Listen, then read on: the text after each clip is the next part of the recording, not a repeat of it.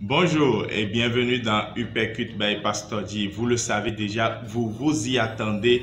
Voici nos sessions de cette semaine sur la prospérité financière selon la Bible. Donc, aujourd'hui, nous allons parler de comment se faire de l'argent. L'argent, je vous assure tout, dès que les êtres humains, qu'ils soient nés de nouveau ou pas, qu'ils soient petits ou grands, qu'ils soient pauvres ou riches, entendent ce mot, c'est comme s'ils perdent le sens de la logique et sont prêts à poser des actes irréfléchis. J'irai même plus loin en disant que lorsque les expressions comme se faire de l'argent gratuitement, se faire de l'argent facilement, se faire de l'argent sur Internet, se faire de l'argent sans risque, se faire de l'argent le secret, se faire de l'argent, 10 méthodes infaillibles.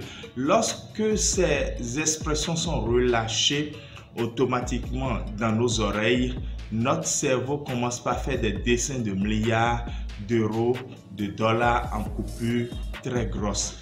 Mais laissez-moi vous ramener tranquillement à terre. Ne l'oublions jamais. Les possessions matérielles et financières ont un lien avec notre identité, ce que notre nature peut gérer. Dieu ne nous donnera jamais des choses que nous ne pourrons pas gérer. Regardez la parabole des talents, certains en ont 5, d'autres 3, d'autres 1 selon leur capacité. Et les possessions matérielles et financières ont toujours un lien aussi avec notre mission, le mandat que Dieu nous envoie accomplir sur terre. Bibliquement, pour se faire de l'argent, retournons dans Genèse chapitre 3, le verset 19. Il est clairement dit, c'est à la sueur de ton visage que tu mangeras du pain jusqu'à ce que tu retournes dans la terre d'où tu as été pris, car tu es poussière et tu retourneras dans la poussière.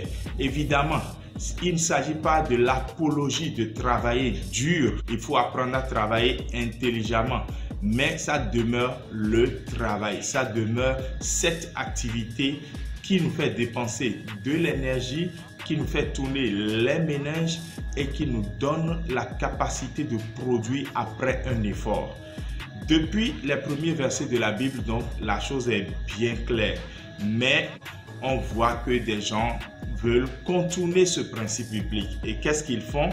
Ils quittent les villages pour la ville parce que pour eux, la ville c'est l'Eldorado. Ils quittent l'Afrique pour l'Occident parce qu'ils veulent aller en aventure. Dans la Bible, j'ai vu que Elimelech est parti en aventure. Ça s'est mal terminé pour lui.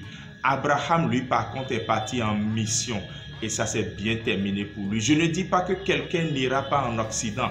Si aller en Occident pour vous est remplir une mission, oui, allez-y. Mais si c'est parti en aventure, sans le OK de Dieu, je prie pour que vous soyez délivrés de cette envie de partir avant que cela ne se tourne au drame d'Elimelech, Naomi et de ses enfants. Pour d'autres encore, gagner de l'argent facile, c'est se prostituer, vendre son corps. Et ça ne connaît pas qu'on soit célibataire ou même femme mariée ou qu'on soit un jeune homme pour se prostituer dans l'homosexualité ou une jeune dame pour se prostituer dans l'homosexualité rien que pour gagner de l'argent. Le pavé sera irrémédiablement jeté dans ma propre mare quand il existe des gens qui ouvrent ce qu'ils appellent des églises tout simplement parce qu'ils cherchent frénétiquement de l'argent. Et c'est cela que Paul a déjà averti Timothée dans 1 Timothée chapitre 6, le verset 5, en lui disant qu'il y aura des gens qui voient dans la religion une affaire d'argent et qui croient se servir de la piété pour s'enrichir. Ça, c'est la version parole vivante. Donc, ils sont prêts à tout vendre. Mais alors là, à tout vendre parce que pour eux, l'Église a un terrain fertile de commerce. Ce que je sais, c'est que le Seigneur est à la porte et il a son vent à la main pour nettoyer son air. Ce qu'il a fait dans le temple en chassant ceux qui ont transformé le lieu de prière en caverne de voleurs, il est capable de le faire encore aujourd'hui. Mais cette session n'est pas consacrée à un procès de comment on gagne mal l'argent. Cette session aussi est destinée à ouvrir les yeux de plusieurs personnes sur ce qu'il faut faire pour gagner quand même honnêtement et bien son argent. Je dirais 3 choses pour terminer ce matin. Premièrement, il faut que nous apprenions à donner parce qu'il n'y a pas la possibilité de recevoir tant que vous n'avez pas donné. C'est un principe biblique. Actes chapitre 20, verset 35. Paul nous dit que c'est le Seigneur lui-même qui nous a instruits en disant qu'il y a plus de bonheur à donner qu'à recevoir. Le bonheur se trouve dans le fait que quand vous donnez, il y a une multiplication quand vous devrez recevoir. Et tant que vous n'avez pas tendu la main pour relâcher, elle ne sera pas ouverte pour prendre. Ensuite, cultivons le contentement afin de ne pas tomber dans les pièges. Paul nous dit dans Philippiens chapitre 4, versets 11 à 13, « J'ai appris à être content de l'état où je me trouve. Je sais vivre dans l'humiliation et je sais vivre dans l'abondance. En tout et partout, j'ai appris à être rassasié, à avoir faim, à être dans l'abondance et à être dans la disette. Je puis tout par celui qui me fortifie. » Je ne commenterai pas ce verset, il est assez clair.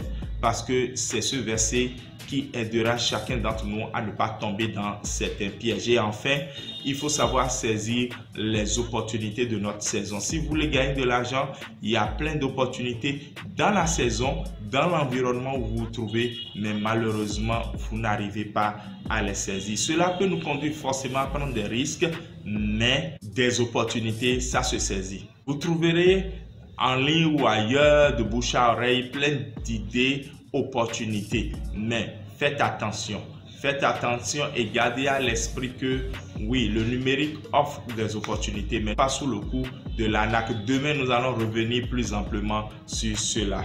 J'aimerais livrer alors ce secret personnel.